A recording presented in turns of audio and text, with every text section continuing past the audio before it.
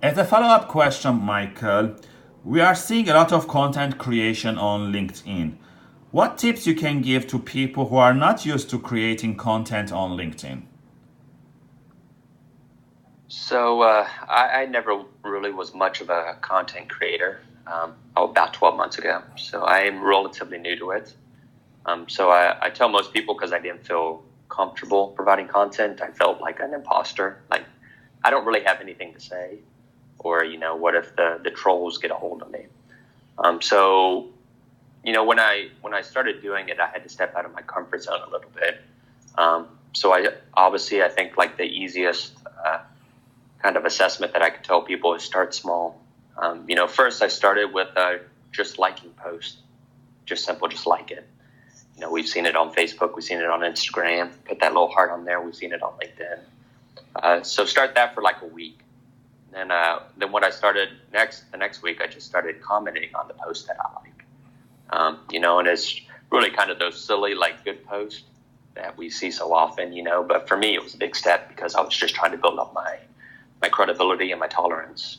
And then I saw, no trolls, and I saw people start to, like my comments. I started leaving comments that were actually valuable, because I like this content. Let me, kind of add to the conversation a little bit in the comment section. And then after that, I got a little bit more comfortable. I started doing my own post, just a small little blurb. And obviously the first couple got little to no traction, but you just kept up with it. You got to have a thick skin right now, even when you don't get those likes. Then after that, I started keep engaging with other people. At that point, we started our podcast. So I was reaching out to other influencers, specifically on LinkedIn, and asking them to come on our podcast. So then I would follow their content. So they knew me, I knew them. So it was kind of a trust factor built up between my connections.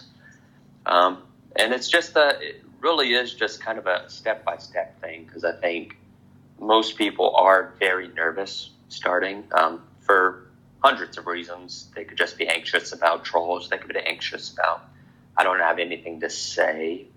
But when you just kind of start small, you kind of figure out that there is an audience for you, and kind of the fears that you have before you start never really come to fruition. And when they do, it's just so minuscule that you can just actually ignore those. And you have a great group of people that are willing to follow your content and like you. So just like everything, stay consistent, start small, and, just make sure the content's engaging. Don't try and copy other people.